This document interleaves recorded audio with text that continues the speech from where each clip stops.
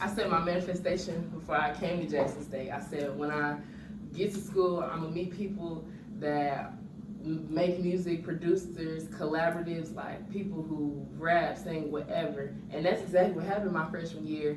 I met Michael, potentially DOA.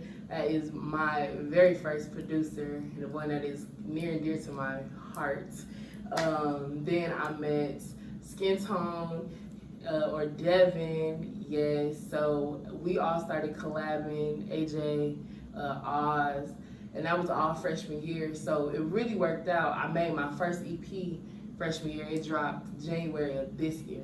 That was freshman year of college. Yeah. So that's what really got me into it. And Jackson State helped me build the foundation because there's so much talent here, and everybody does something. Everybody knows somebody that does something. So. Okay. Then you ain't scared to perform. They done seen you perform a couple times. So how was it your first time going out there seeing a big crowd? So I'm not necessarily afraid of big crowds because all through high school and middle school I did show choir, and I always backed the solo. So it wasn't like a scary experience. It's weird. It's like I don't get nerves. Before. I'll be cool all day. Once I get up there, I'm like, whoa.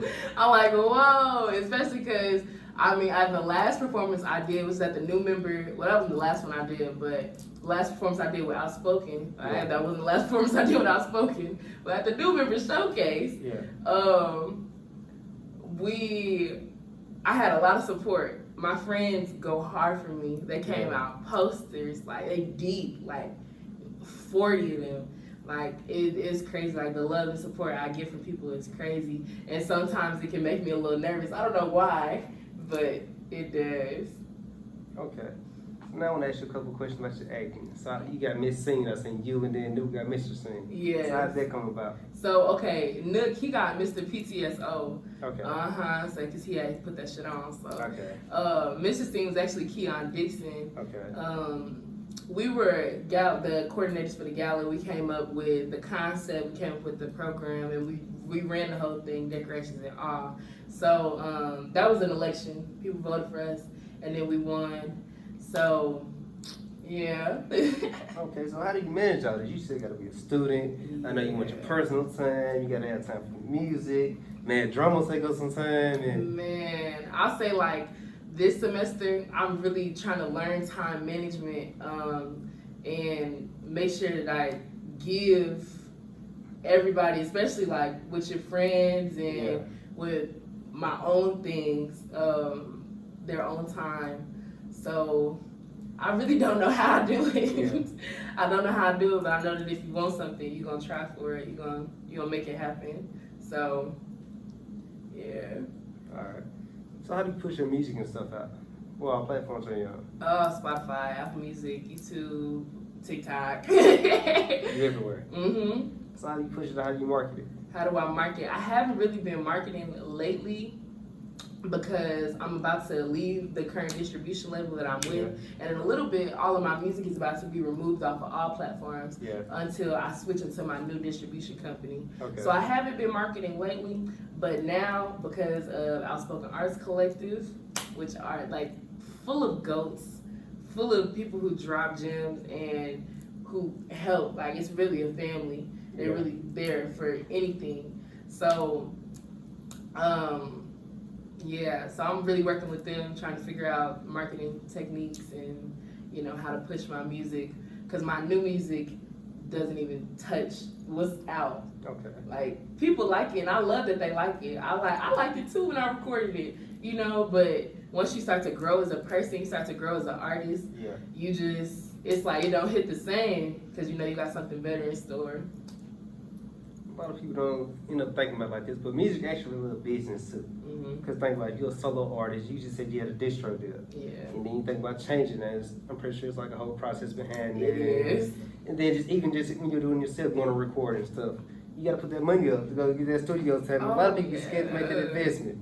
No, I got a couple of friends that went to the studio like $75 an hour. It's tough. I'm trying to record 10 songs in an hour though. Yeah, it's not cheap. Being an indie artist is not cheap, and especially being small and starting out. I made money off my music. Granted, it's been about like $20-$25. Yeah. But it's something.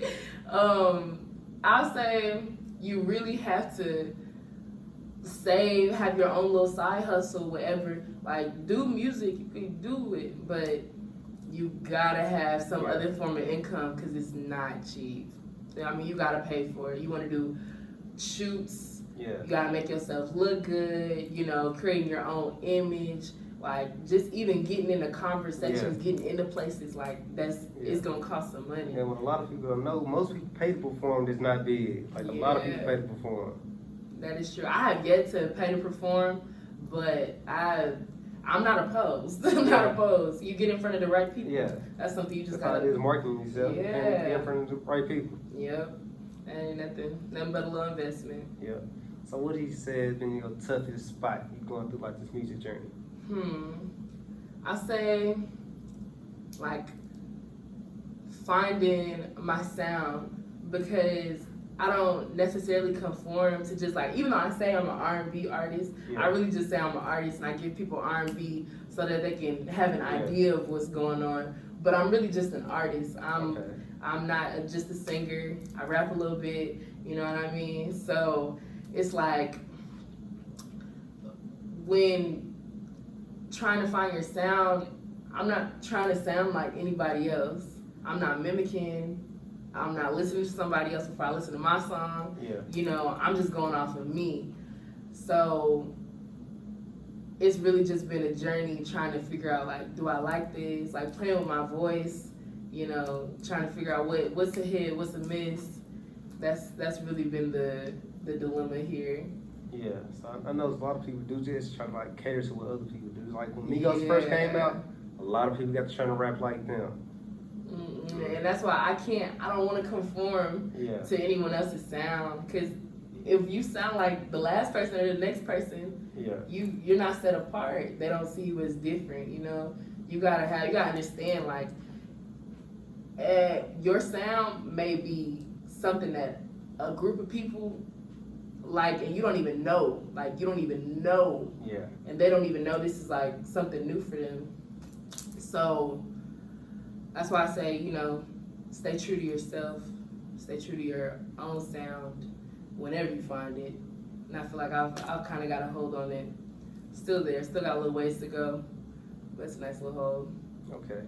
So when you do record and put your music out, you like try to tell all your friends, give me a repost, come see me, I'm doing this, I'm doing that. Yes, and it's like I really don't have to tell my friends to do that, because they, the support is reciprocated. When they do something, I support them, I love them the same, and they do the same for me. That's why I have a good support group, and I think that's what a lot of artists lack. They don't feel love from their friends and their family, and that'll forever be weird to me. You got friends and they bumping somebody else's song that they don't even know. They don't play your music at all. That's weird. My friends play my music all the time. I got my friends, family members, sisters, mamas calling me like, oh, I loved your song. So and so played their song for me, like, So that's why support is very important. Yeah, that's how me and my boy, I'm pretty sure you know me, Z. Yes. Like, he came perform at one of y'all things. And it was like the way, how the thing Outspoken got going, the way y'all support each other. Yeah. So Outspoken seemed like a good place. It really is. Like, it's genuinely a family. And that's what I like. Just like Mad Drama. Mad Drama, their sister organization. So it works out. So how'd you get into Outspoken? So Aria, she's the president of Unspoken. She's a RA. She wasn't my RA. But she's a RA in the hall that I stay in. So I was talking to her last year, and I found out she was a poet. And I'm like, well, what the heck? She showed me one of her videos. So dope. Aria's hard. So after that, she was just talking to me. She's like, we're not gonna have taking in any new members this year, but next year I got you. I'm gonna let you know. And she let me know. I auditioned. I made it in, so. Okay. So now I want to see, do you actually like go back and study the game any, or you just kind of, get your own feel for music and you just, one day I think I'm going to do music?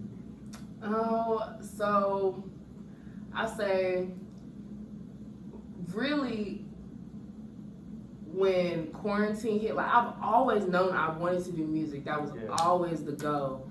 But coming to school, like being able to get older, that was a big thing. When I had turned 18, it was like I didn't want to make music before because I wanted to say what I had to say. Yeah. You know, as a minor, you know, you got parents. You can't be talking all that stuff on the track. Like, that my parents would not have had that. Had I made the music that I make now before, my parents would not have had it. So, I really had to just wait till I got to the age to where I had a little more freedom. That's what I was waiting on. Okay. Mm-hmm. So, who are some of the artists that inspired you? Ooh. Let's see. I love the internet. Internet has like this nice R&B with a funk sound, and I love live instruments. And they're a band that uses all live instruments, so I really like them. Let's see, Amy Winehouse. My mom always played Amy Winehouse, Jill Scott, Erykah Badu all the time when I was little.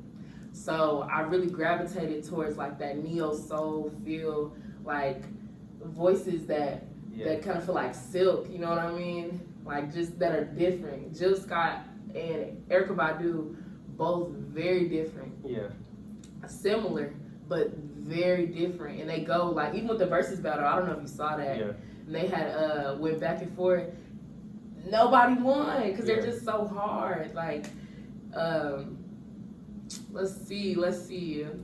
So I think that's pretty much it. A lot of people tell me that I sound like India Arie and Ari Lennox. And I can kind of hear it, I can kind of see it, but I definitely look up to both of them, India Arie and Ari. Ari's a GOAT. India Arie, she's laid her ground. She's just well rested now. Yeah. All right, so I always like to ask who my artist is. Who are your top 5 artists, and then who your top 5 performers? Oh, okay.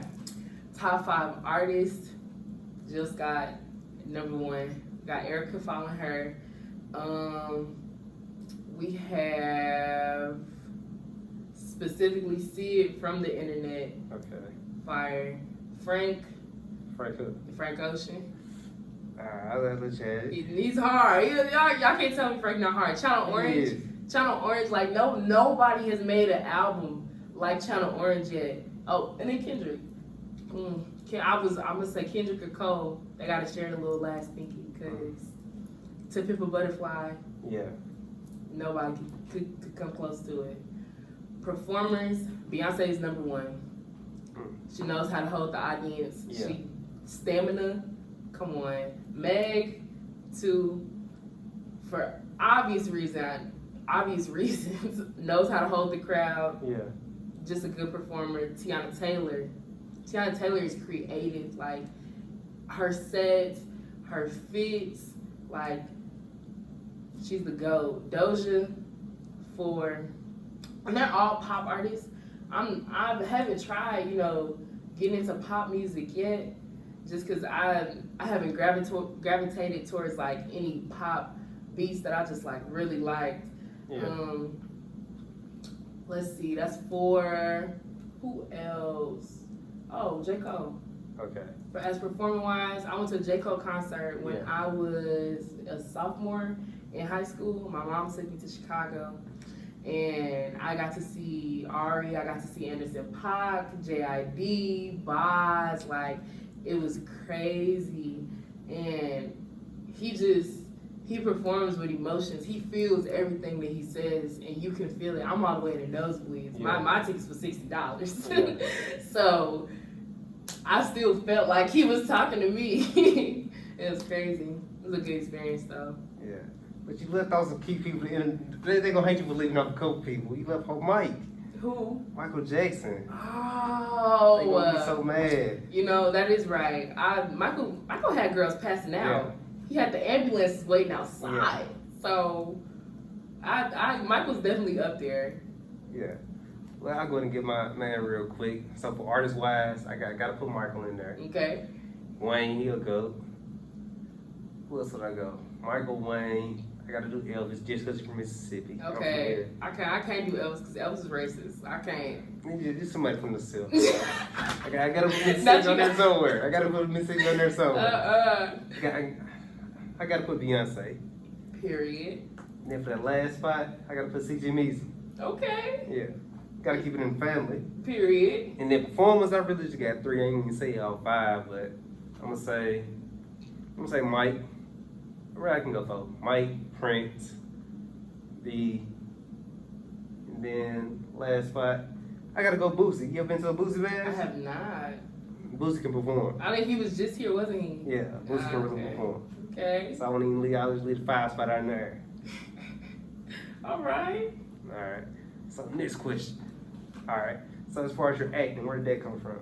Oh, okay. So the first play that I ever did was in elementary school. It's called the Granny Wars. Yeah. I was Granny.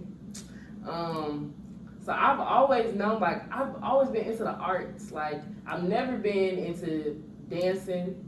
I danced in high school, but that was never like something I just genuinely enjoyed.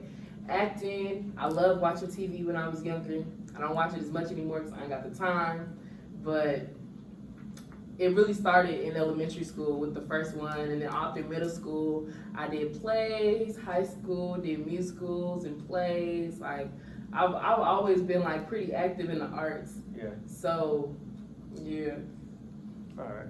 So who are some of your favorite actors? Oh, now people can say what they want about Beyonce's acting, Yeah. but I enjoy it. I enjoy it. I say her. Love me some Morris Chestnut. Michael B. Jordan. Oh my gosh. I had just saw a little action movie he was in. Yeah. It was like about, he was like a Marine or something, and they came to the house, killed his wife. He went to go find them. I thought I was there. I felt pretty in the scene. Let's see, who else?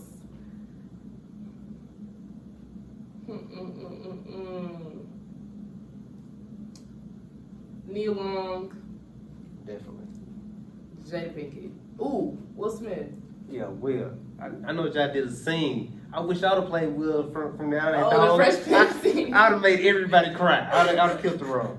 I've seen that so many times. I would have killed that role. That's crazy. And it was crazy when the scene, when they were like coming up with it and said they were gonna do the Fresh Prince scene. I had never seen it. Yeah. So I was like, whoa, that's crazy though. It's a Will Smith. Yeah. He's a heavy hitter. Like ever since he was younger. Yeah. Let's go to show. You only need to just start. Yep. It don't matter when you start. You just gotta start. Okay. So what do you plan on, tell me what's your biggest vision with it? Like if you make it to the top, where you see yourself? So this is the goal. So I want to go on world tours, want to win Grammys. The goal is at least 12. 12. At least. Take the money. The point of getting up there is to give back. Yeah. It's not just to sit up there and, it's obviously you want to enjoy it. You want to, live a carefree life. I want to chill on somebody's beach. Yeah. That's the big vision, but the bigger picture is putting performing art schools in low-income areas. That's why I'm here now. Okay. So I'm getting a music education degree so that I can be able to put institutions in places where the resources are just not there. Yeah. Like, it's not that the talent isn't there, it's just that they don't have the resources, they don't have the instructors. I want to make sure that my school is filled with all teachers that came from HBCUs,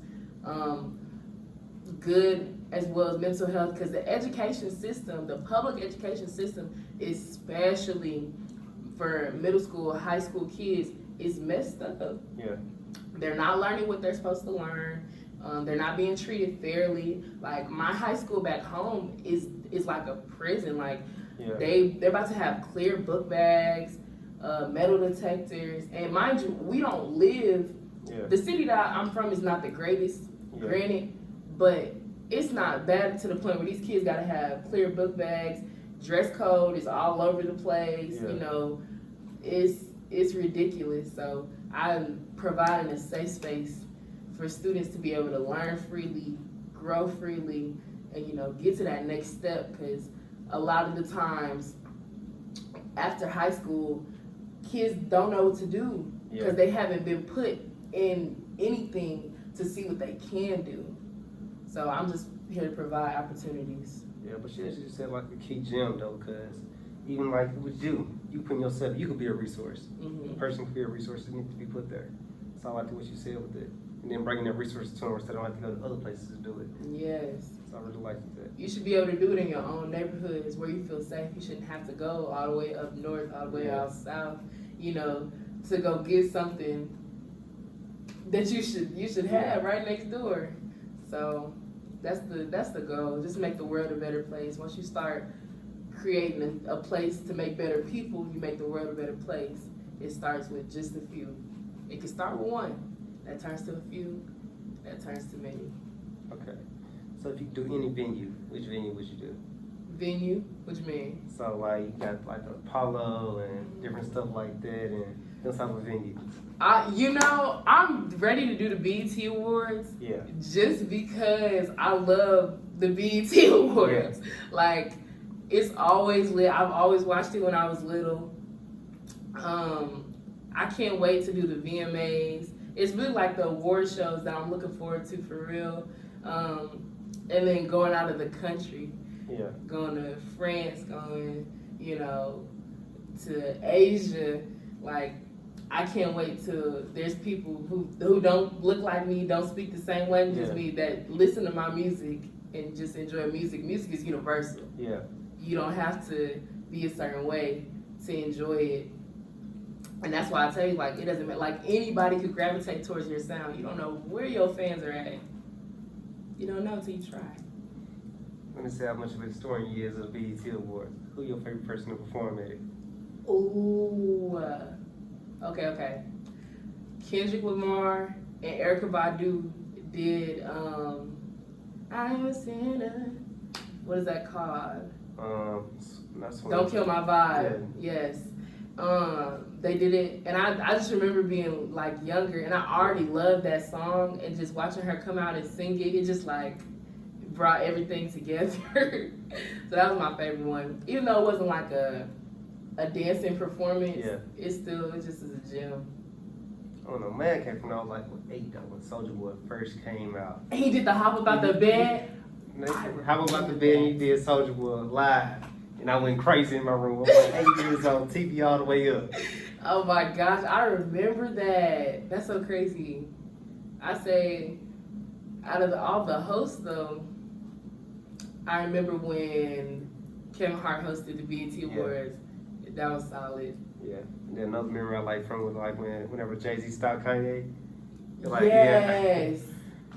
Oh my gosh. That's why the BET Awards is so like important to the black community. Like it's so many things.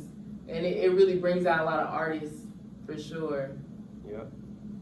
Alright, so we're coming over to the last segment of the show called The Fatal Four. So it's the same 4 questions like that's at the end of every show. Okay. Alright, so the first one is, you walked outside today and somebody cut you $1 million check. What would you do? They cut me $1 million check? Yeah. I'm gonna have to ask what you want for the check. And just take money. People might want something back. It's just a blessing for the day. It's just a blessing? Yeah. I love blessings. I would cash it. I would take the check for sure. Okay. All right. The next question is: if you can go network with any one person, who would you go network with? Jay-Z. Oh, for sure. That man is the GOAT. He knows everybody. It's not even that he knows everybody knows him. Yeah. Everybody's trying to get to him. Like, and he's out here changing lives. Same thing Kanye. Kanye did for Tiana and Jay-Z did for Rihanna. Yeah. I like it about Jay. Jay make other billionaires. Yes. Rihanna worth a big now. Mm-hmm. That's crazy. Like That's crazy. Yeah, he is too. And then, Jay put on Ye. He sure did. So, he makes billionaires. Mm-hmm. Hey, ho, you need... Oh, that's good. We're good. But hey, ho, you definitely need to come hit me up. I'm definitely trying to link and network with you. Big period. Yeah. Next question is, you had 90 days to make $1 million. How would you make $1 million? 90 days to make $1 million? I ain't gonna lie, I'm trying to figure that out now. I'm not sure. I am trying to get into investing in Bitcoin. Yeah. I just saw somebody talking about trading Bitcoin and how he learned from this lady. So I really think Bitcoin is the way to go. Okay. So if you can talk to yourself 5 years ago, what would you tell yourself? You are loved. You are valuable. You can do it. and that good things are gonna happen. I say I was not in the best space that I was 5 years ago compared to now. Yeah. So I was just telling myself, just keep looking towards the light, because good days are coming. All right. So you gotta let everybody know where they can find you at. Okay. So as far as Instagram goes, it's CTRLD.